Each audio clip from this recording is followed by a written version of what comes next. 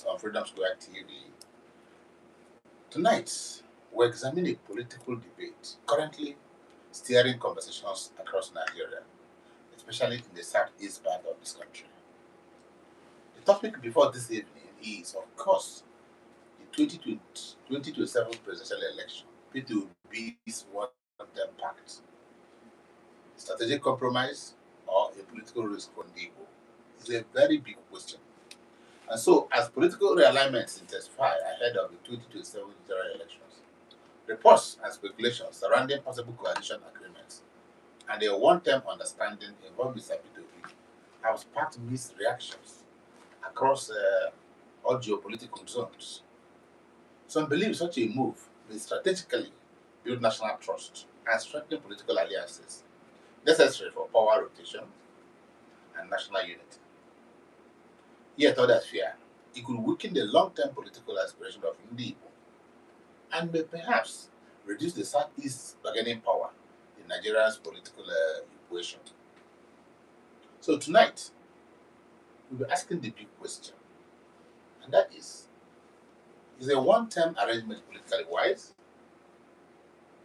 Is it strategic? Could it unite Nigeria or divide Obi's support base? Is compromise necessary for national power? Very big questions that require answers. And what does it mean for the future of the Southeast in Nigerian politics? Very big question. To help us analyze these issues, I'm being joined by a respected public affairs analyst, a communication scholar, and a doctoral research fellow at the Institute for Physical and Development Studies, Igbo State University of Science and Technology, Imekodo. Good evening. Good evening, Chief. It's always a pleasure to have you. Yes, sir. And it's been a long time, actually. It is. It has been, quite frankly. Okay. I'm always delighted to have this kind of conversation with you and our viewers out there. Okay. The big question is, and that is almost like a foundational question, in very simple terms. When people hear one-term pact, one term, what exactly does it mean in practical political terms? And why is it generating so much emotional and political reaction and tension among the people? All right. Thank you so much, Chief. Let me begin by offering my own explanation on my own that based on my understanding of one-term pact, political tenureship. It simply means that for every political office, particularly at the executive level, the law, the talking about the constitution in most democracies allows every occupant the opportunity to seek, a renewal of mandate. Okay. So if maybe based on the law of the land, it allows you the first term should be 5 years. So the law naturally sometimes allows you to seek re-election for another 5 years in office. Before you are asked to take a bow for another person to try their best. So though in some other clans, the law says one term, and in some other clans which we have seen, particularly in developing countries, it's limitless. We see the president going back over and over and again. The legislature is a bit different. I do not think the Nigerian law places any limitation on your tenure for anybody's tenureship on this legislative level. But at the executive level, talking about the presidency, the governorship, and probably the chairman of state, the local government areas, the cap is you can seek re-election. There's a maximum of 2 terms. So that is my understanding of what tenureship. So when somebody comes to say, look, I will, even though the law allows me to seek a renewal of mandate, if I am given in the first instance, I will not seek re-election.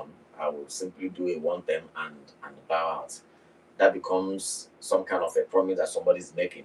For some reasons, there could be several reasons. One, why a political office, someone who is seeking to be elected into any of the executive positions can make that promise. There are a lot of political reasons why that promise can be made.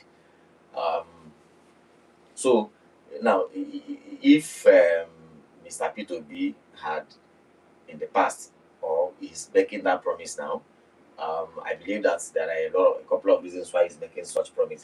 But let me say this: that ordinarily that shouldn't generate a furore. Quite frankly, it shouldn't, because we have seen, in other parts of the world where leaders come to say, "Look, I will do only one term," or even if they don't make such promise at the beginning, on their own volition, after one term, they simply take a bow to say, "Look, let another person come and try." We've seen it happen. Mandela did the same thing. At the time, Mandela, voluntarily decided. Mandela is one in a million. Yes, but he did. So he did. It was out of South Africans wanted him to continue, but on his own, he said, "No, look, let's create the room for another person." So that is something that is very, very important for us to. So when somebody is making that promise, we said if Mandela had done that, some other person could do it. But why are people, everybody surprised now? Because we live in a land, we are practicing a democracy where it has almost become a birthright. Let me also emphasize the fact that second tenure is not a birthright.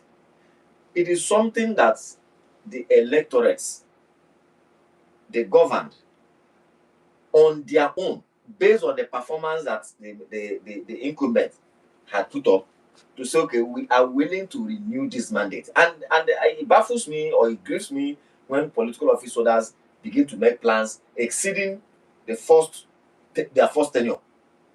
For me, it shouldn't be, because the contract to sign with the people is based on the tenure that the office you're elected for. After that, it is, yes, you can seek re-election, but it is the right of people to say we want you to continue or not. So when people begin to make plans exceeding their tenure, for me, is that is what the legislature will, I mean, the judiciary will call ultra vires. Okay, ultra-virus. Well, for a lot of Igbo, they said that this one-term thing is like a double-edged sword.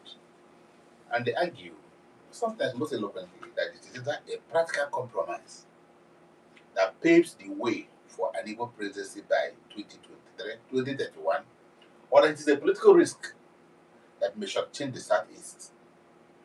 And therefore, the big question is, and what the critics argue, is that agreeing to one term before even entering office may weaken political authority. Or, on the other hand, you, as an analyst, do you see this as a strategic diplomacy or an unnecessary political surrender?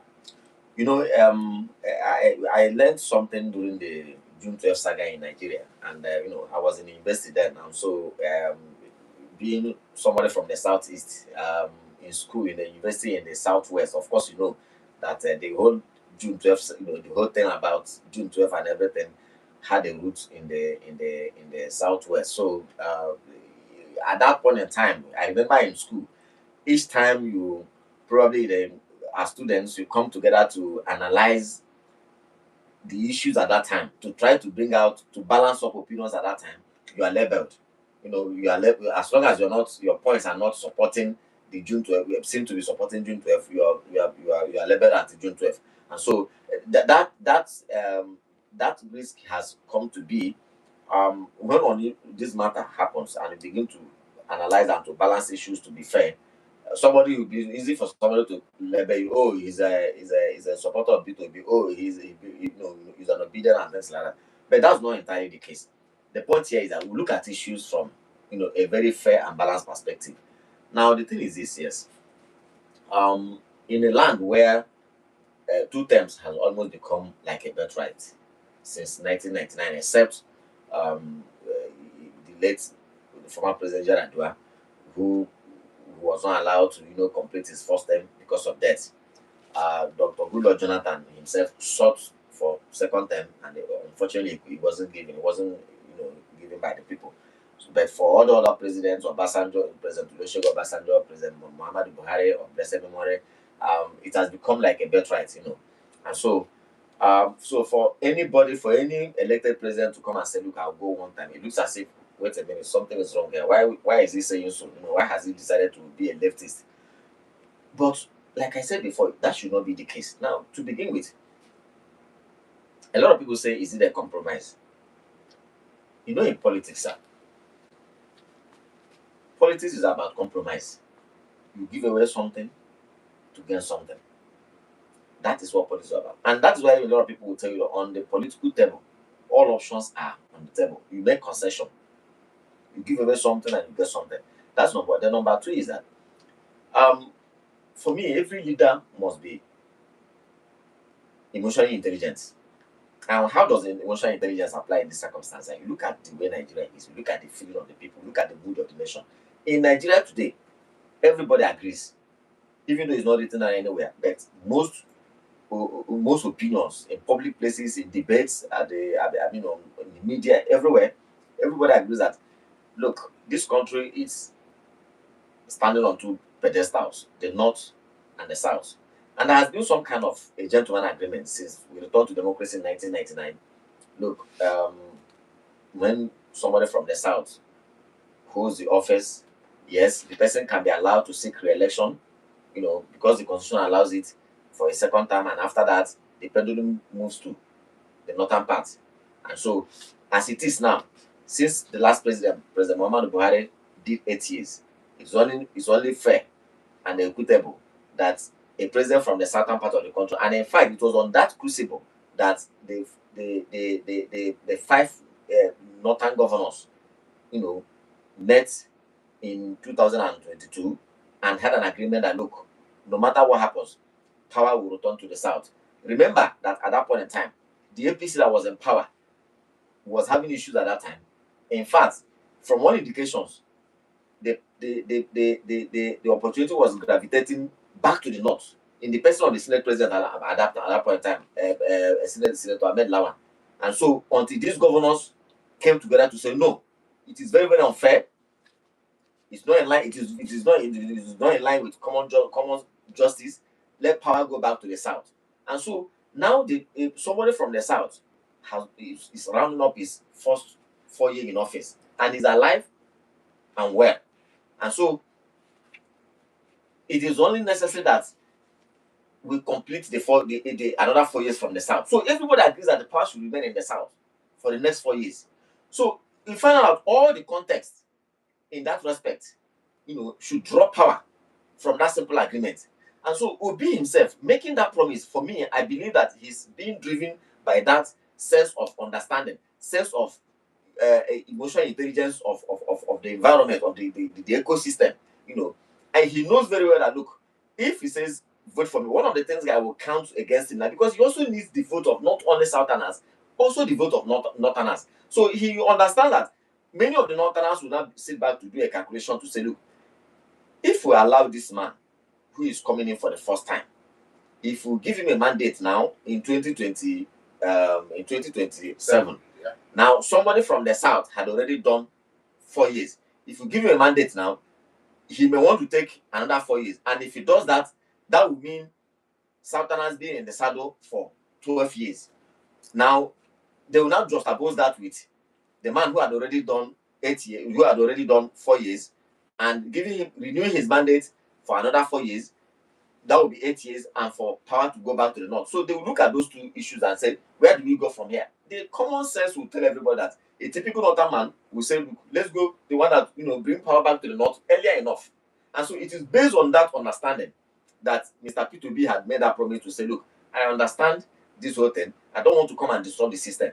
I know that this is gentleman agreement that has been keeping this country going. And above all, for me, I believe that any president in this country that wants to do a very serious work in 4 years can do a work. And remember also that with the way this country is now, the truth of the matter is that no single man can even do it in 16 years. So, as a president, if he's able to today, why are we praising President Bola Ahmed Tinubu? I mean, when he was governor of Lagos State, because what he did was to set a blueprint. So, yes, succeeding governors come, work on that blueprint, and look at what the state has turned to. Everybody's admiring Lagos and some of the innovations and the infrastructure that are putting in place. So, for a president of Nigeria, for me, you're not coming to be a local champion. You're not coming to be a one-man rival squad. You're not coming to be a single tree making a whole forest. It's for the president to come, set the ball in motion, put the necessary structures, administrative, for me as a person, reform the system, the civil service, reform maybe our political structures, do one or two things here and there, set the system, and take a bow. Now, the thing there is that what usually, where the problem is the ambition. When people now begin to praise you, people begin to hail you, people begin to talk to you as if you are now, at the same level with, supernatural forces, supernatural beings, and you want to remain there, having tested the goodies of that office, not having the discipline to say, I quit. I think that's where the problem is. And so, if there's any individual who has that capacity to replicate what Mandela did, because Mandela was a full president who had all the perks of office, who enjoyed what other presidents all over the world did. But he came out, he was disciplined enough to say, I need to leave at this point in time. If Mandela had done it, if you see anybody anywhere who has said, I want to try this, we should give that person. Why? How come we can't have more than two people in Africa who will come out to say, look, I do want time and I quit? When Olusegun today, the man we respect so much all over the world, President Olusegun Obasanjo, at the time he handed over power to civilians in 1979, he was probably the first African man, military man, sitting with all the powers. He enjoyed all the powers and influence of a military head of state. He said, no, our country was returned to democracy. I'm sure when he made that promise, many people doubted him that he wasn't going to do it. Which other military man has ever done this? But there he was. Okay, let me tell you why some people are worried. You know about P2B. It's about the Igbo nation. For too long, they've been aspiring to have this presidency. And so somebody comes and says, support me, I'll do 4 years. When the rest have been doing it 8 years. Now, if he does 4 years, it will now go back to the north for another 8 years. So, by implication, they say he's truncating the 8 years that an Igbo man should be president by his own personal decision. So, what do you say to that? Because the Igbos are looking forward to having a presidency and they will spend 8 years. When? 2031. If No, not even 2031. Whenever it comes to them. Now, the idea is, does this one-term arrangement, does it protect or endanger the Igbo aspiration? That is where the issue is. And I see, I for me, quite frankly, and this is where I have issues with our leaders, our respected and revered leaders from the Southeast. I have a very strong issues with them. And every one of them. Now, the point is this. Before now, has the presidency come? It hasn't come. The presidency has not come. And they are theorizing. Does it occur to them that if President Bola Ahmed Tinubu, look, if let's even go to the common arrangement in Nigeria today. Nigeria is a country of 6 geopolitical zones. Between the north and south, the north has 3 geopolitical zones. The south has 3 geopolitical zones. By the grace of God, within the time frame of 1999 and now, the presidency has come to the south 3 times. Now, one would have expected that in line with a sense of fair judgment, equity, and justice, the first time he came, he went to the southwest. The second time he came, he went to the south-south. The third time he came, what happened? Shouldn't he have come to the southeast? Did they dash power? No, you see, no, but you see, No, did they dash power? power is negotiated. You were unable to negotiate. Why wearing people, these same people that are talking about P2B now, where were they in 2023 when P2B was doing the struggle? How many of them supported him? Where were they? Why didn't they bring this same logic at that point in time? You see, let's face it. Apart from this, now these same people are now singing another song. Oh, let's allow the Southwest to continue. Does it occur to them that if the Southwest picks a second tenure, that will take President Bola Ahmed Tinubu to 2031. By 2031, the power is expected to return to the north for another 8 years. And we're talking of 2039. By 2039, then that is when the power will return to the south, isn't it? Yeah. Now, if we could not get it, if we can be so, maltreated or mistreated or cheated, whatever language, whatever nomenclature anybody prefers, in 2023, what is the guarantee that when it comes back again in 2039, somebody, the same forces that are denying us today or any other time, will not come to say, don't give it to an Igbo man? Because it's a gang up, like you said. And so, see, when I hear this kind of argument, sometimes I sit back and ask our leaders, these our leaders that are those that are peddling these arguments, are they peddling this argument in good faith? What exactly? Or is it a case of, if I can't take it, let's spoil it? Okay, one man had so supportively, if I'm going to use this jargon, one man has so supportively supported P2P during the 2023 elections. That one man is Kenneth Okonkwo. He almost shed his blood supporting P2P. And today, he is full of vitriolic attacks on P2P and being incapable of being a leader. That for all the support he got in 2023, National Assembly, State Assembly, governors, that he abandoned, he couldn't put his house together, he couldn't put it in order. He allowed all these gains he made to disappear. And so he says, for today, even as an Igbo man, that the power should go to the north. That P2P is a weakling that is not strong enough to lead anybody, because when it matters most, it will disappear. So what do you say to this kind of contention by yes, our thespian, let me use the word, fellow thespian. Okay. I'm a thespian myself. Okay. Now the point is, number one, quite frankly, I hate to join issues, with I don't want to join issues with Kenneth Okonkwo. However, it's important for us to establish that first and foremost, what he's saying is his opinion. That's his opinion. He says P2B is a weakling. I'm not defending P2B, but what he's saying is his opinion. Let him remember that loyalty is absolute. It's not 99%. It's 100%. Now there are still some people who supported P2B in 2023 who are still with him till today. So I don't know, from the angle he sees the man as a weakling. And again also, him declaring P2B a weakling, is that how everybody sees P2B? Is that a popular opinion? He was a spokesman. He was one of the campaign spokespersons. Yeah, and he was strong. Yeah, but we've also seen my very good thespian, Kenneth Okonkwo. We saw him in APC, I think from 2015 or thereabout. We also saw him leave APC to PDP. We also saw him leave PDP to Labour Party.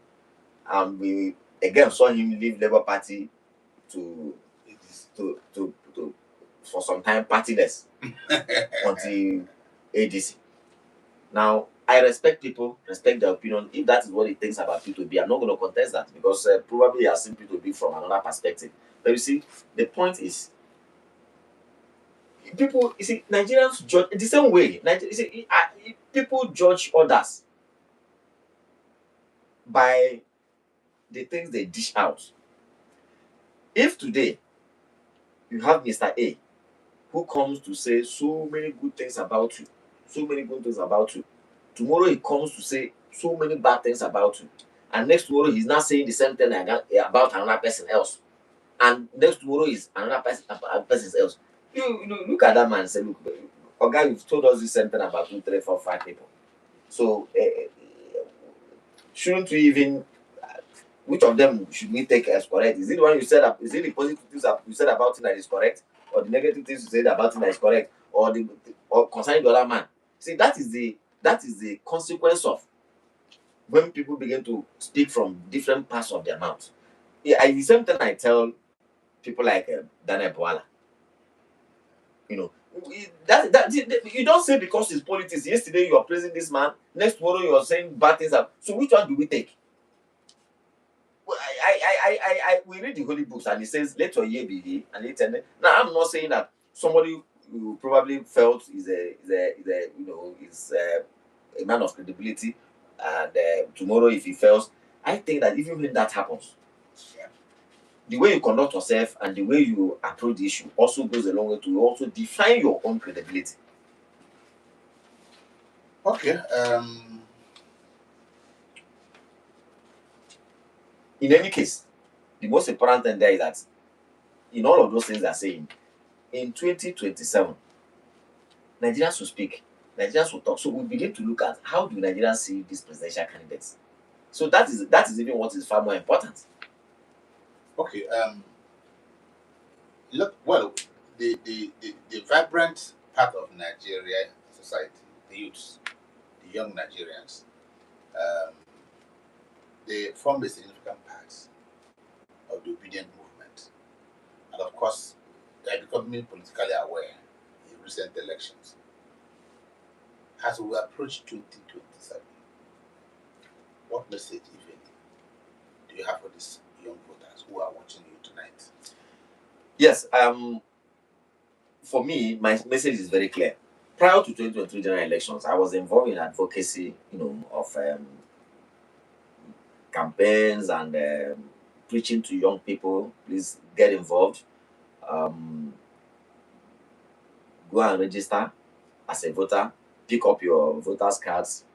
Um, Pay a bit more attention to the candidates that are vying for the various positions, not just at the presidential level, even at the various gubernatorial levels at the subnationals. Your senators, your senatorial candidates, your House of Representative candidates, everyone, pay attention to them as it concerns you.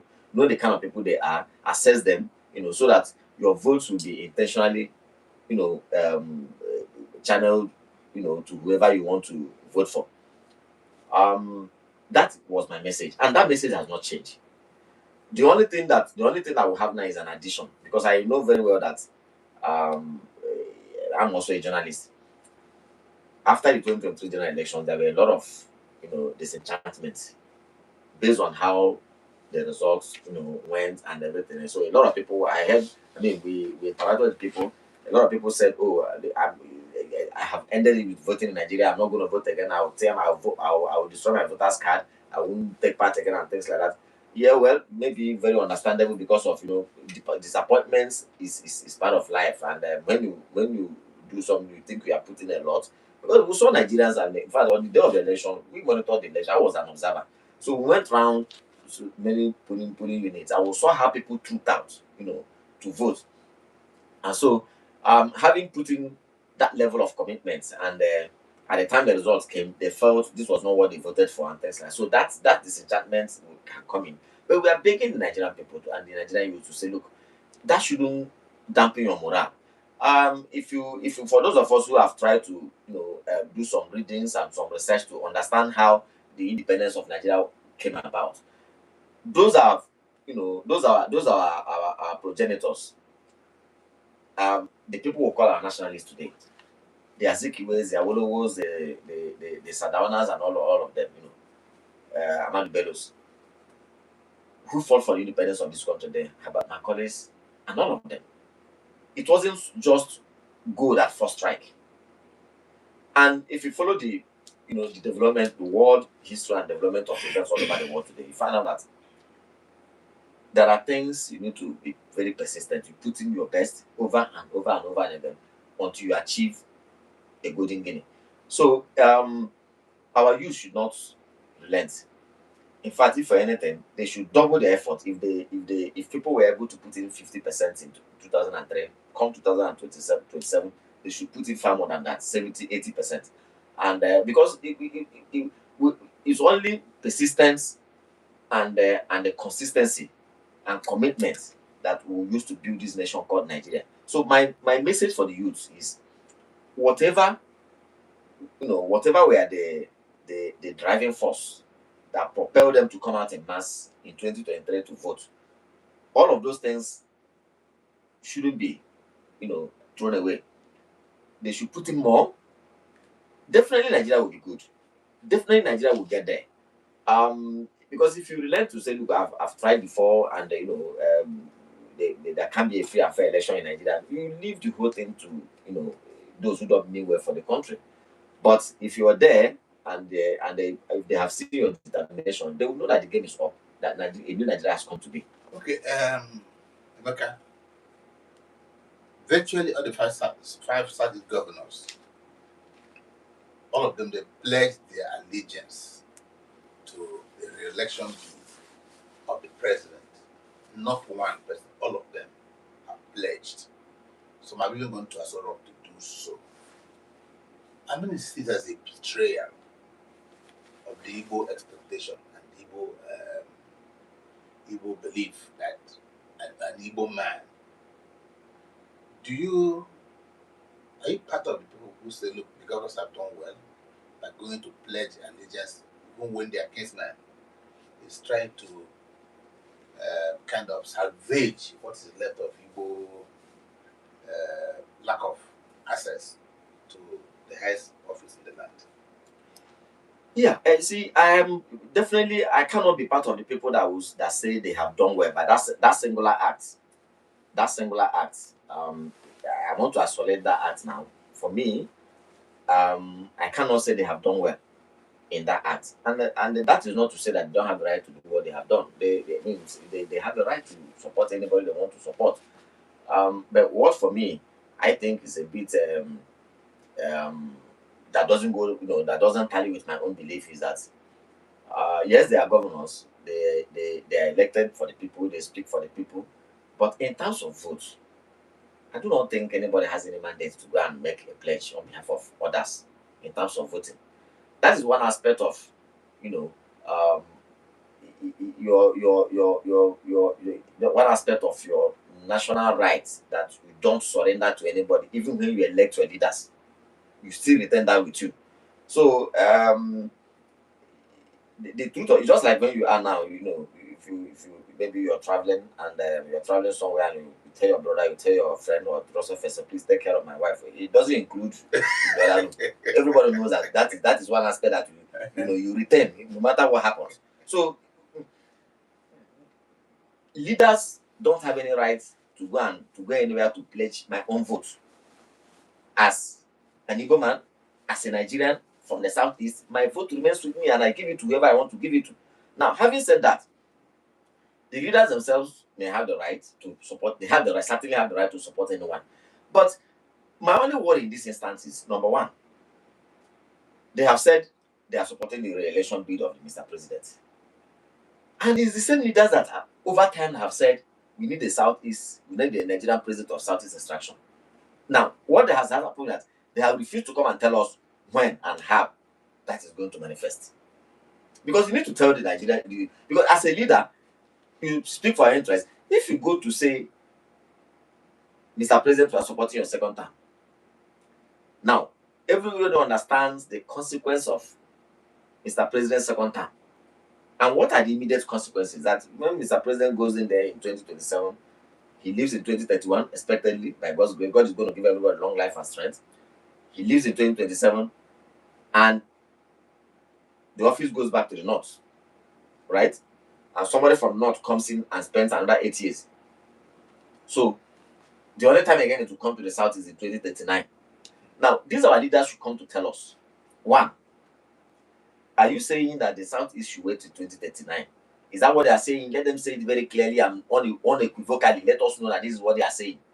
Then number two, in 2029, in 2039, what are the various structures or whatever you have put in place to guarantee that when that time comes, those who are going to be alive, at that time, because you see, because we think very deep. It's not just about what is available now, and that is why so many people from other parts of the country accuse us that all of them are jostling to become vice president.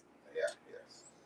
And that accusation becomes very difficult for you, even though you don't want to believe it, but it becomes very difficult for you to look the other way. You don't want to think about it.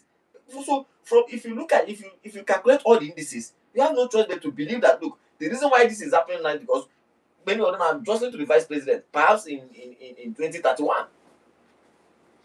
Okay. So that is the issue. Let them come and tell us, their followers, we believe in them, we trust them, they are leaders, we respect them, but let them come and tell us, how do we achieve a Nigerian president of Southeast extraction and tell us why now is not the appropriate time. Because the reason why we are saying this is because we live in this country. We don't even want to talk about before 1999. Let's just say from 1999. Between 1990, from 1999 and now, and I want any leader or any scholar or anybody to come challenge me to a debate. I'm a nobody. I don't know anything. I don't know anything. I'm just a novice. My knowledge is very limited in Nigerian politics. But I want somebody with a superior knowledge to come and challenge me and tell me, let me pay respect. We do respect to our leaders in the Second Republic. I don't want to include them. So that's why I've said let's take it from 1999. I want to see that leader in the whole of Southeast who is a far more popular and accepted in Nigeria from 1999 to today more than P2B. Let them mention that leader. We respected our former vice president, Dr. Alex Ekweme, so much. But if Dr. Alex Ekweme were to be alive today, I'm sure he will agree that in the Nigeria of today, a man who went to contest election in Nigeria today and scored 6 point something million votes, it has. Tell me who has ever done that? Okay. Many of them have contested elections from the Southeast. Even many of them have contested party primaries. How many votes did they get? Okay, Emeka, the Ohaneze Ndi Igbo, the apex of the decision of Ndi Igbo, they have come to a stand that any Southeast president should serve 2 full terms. That is their stand. They canvass it a lot of that, or maybe that's their wish. And so many now argue this 4-year term does not appear to be a pragmatic vision, and that it is in contrast to the wishes of the cultural leaders of the place. Now they believe that the idea of a 4-year tenure is actually an act of desperation to win the highest office of the land. What are your thoughts? You know why I laugh? Why I laugh is why. Why I laugh at this is that you see, a man is climbing. A man, see, you have a mountain, a very tall mountain that many people have been struggling and making efforts to climb, and nobody has even gone half. Now, a man has struggled, and it appears that he has crossed the half and appears to be making very massive progress towards the top or the peak of the mountain. And people are already making a legislation that look, when you get there, you must stand there, raise your 2 hands, and you that is making the law. Why don't you come go as close as he has gone? You see, the point is, even the Ohaneze, we respect them. They are our elders in Igbo land. We don't castigate our elders. But our culture gives us the leverage to, when we have the little opportunity to speak, to also say, my elder, let me point your attention to something that you yourself have said in the past. The truth of the matter is that if we are able to, if I think the most important thing we should concentrate right now is that rally around a son of the soil who himself has been able to win the heart and admiration of many other people outside of Igbo land. Support him, let him get there. What we should concern ourselves is not a question of 2 times. What we should concern ourselves is, do we have a man who is capable to go there and represent let me not even say representative, perform in a manner that Nigerians will. We have had leaders who spend less than 4 years and they end up making a very strong man. The governor we have today in Enugu State, for instance, in less than 2 years, by my own rating, he was able to do things that many people in this land said, even this man has surpassed some of the things that his predecessors did.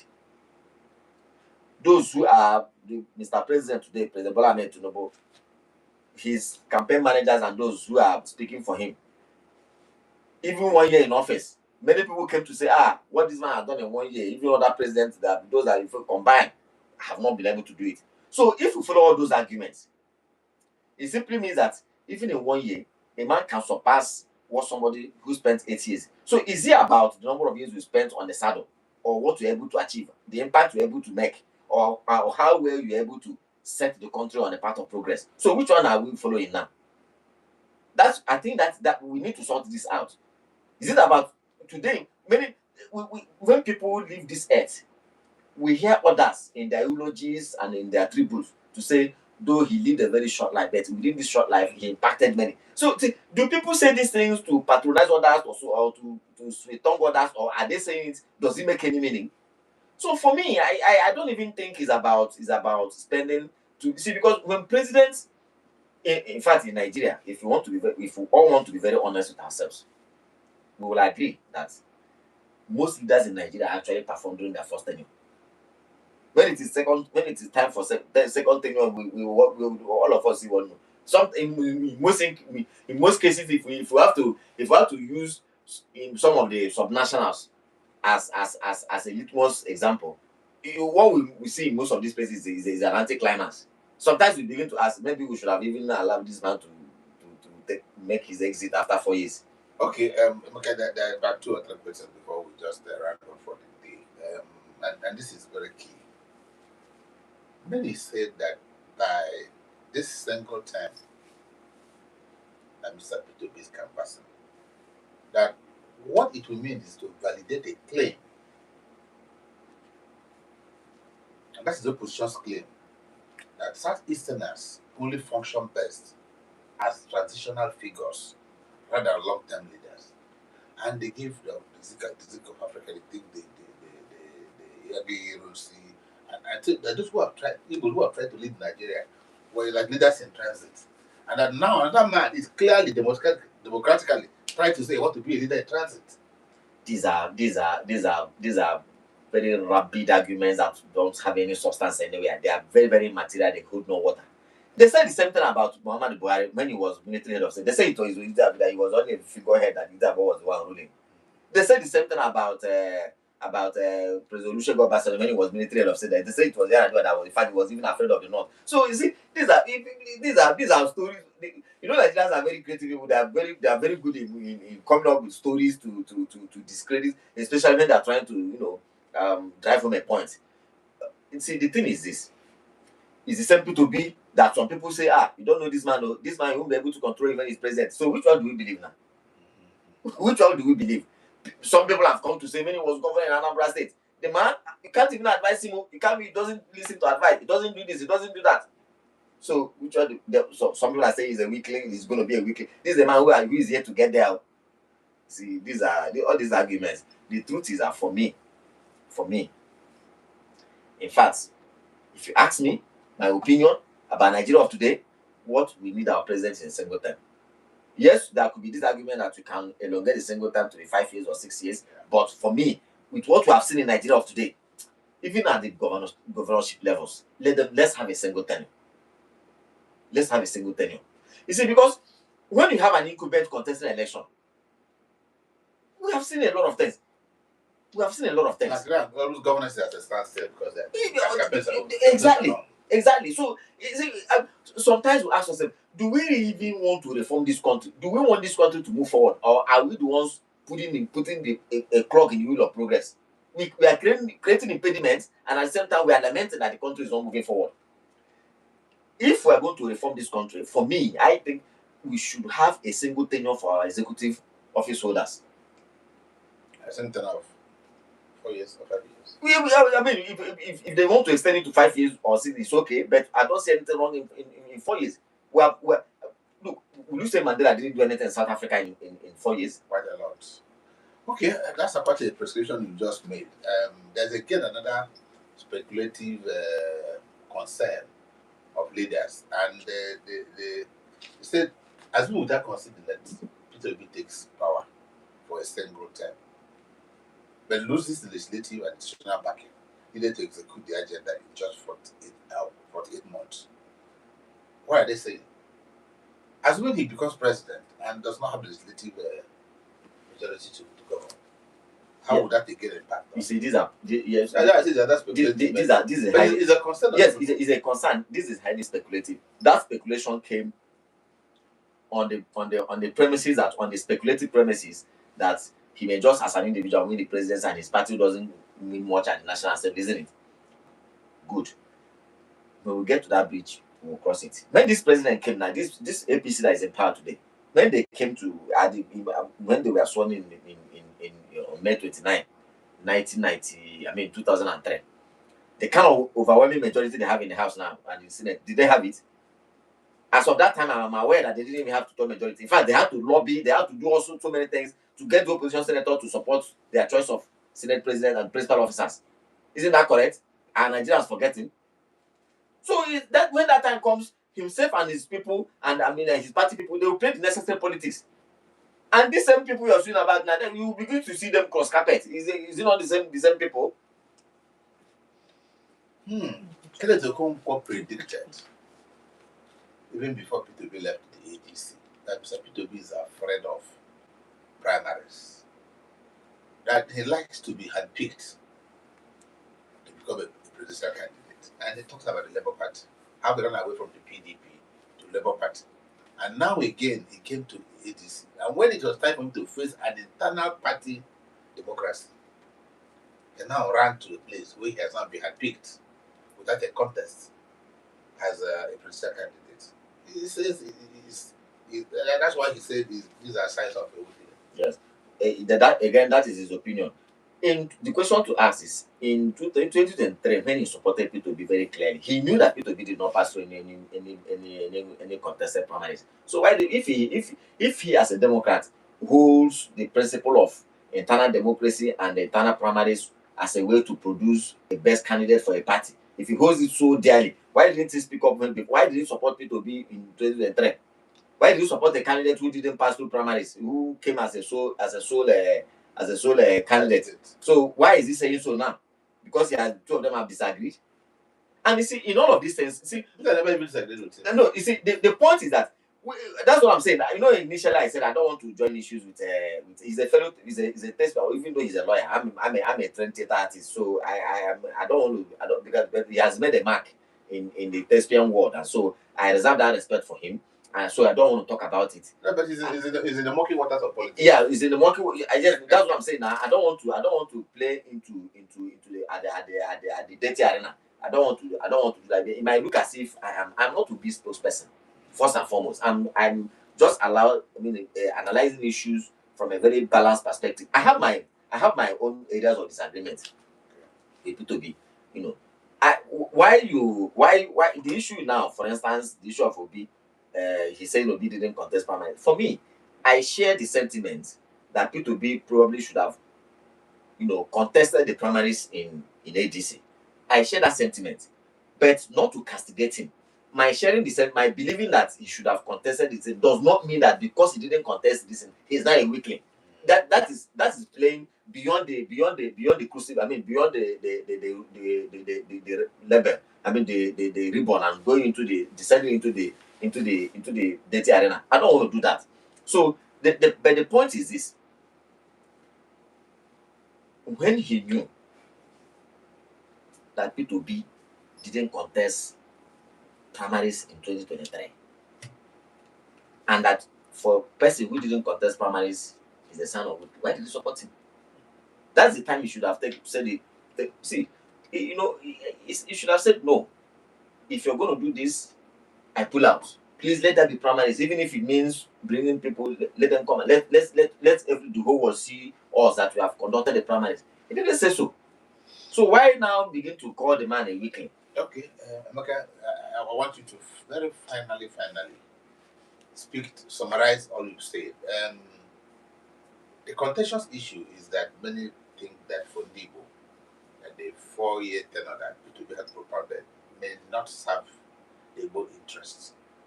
What I say is, look, it's like running too fast. Wait until it's our turn, so I will take our full 8 years. Can you put all the ideas in a capsule? Okay. Now, in doing that, now I have two questions. That's number one is, when is it going to be our turn? That is what I want to know, when it's going to be our turn. Then number two, when people say it does not serve the Igbo interest, what is that Igbo interest? Please, can somebody come to define that interest so that all of us will be on the same page? A full term of 8 years. Is that our interest? That's what they say is the interest of the Okay. But for me, that cannot be our interest. What we need is to, because see, a lot of, we have had presidents, in Nigeria, from the presidents of Nigeria from different extractions. And if we can have a president of Nigeria from the Southeast extraction who will come to, even if it is one day, even if it is 1 month, even if it is 1 year, correct some of the ills of this country today, for me, that becomes a hero.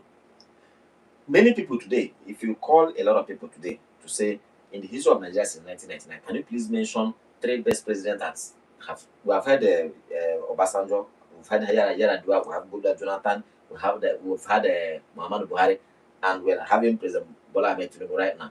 If you ask somebody today, please, out of these 5, can you name the best 3? I am sure that most Nigerians are going to include President Musa Yar'Adua there.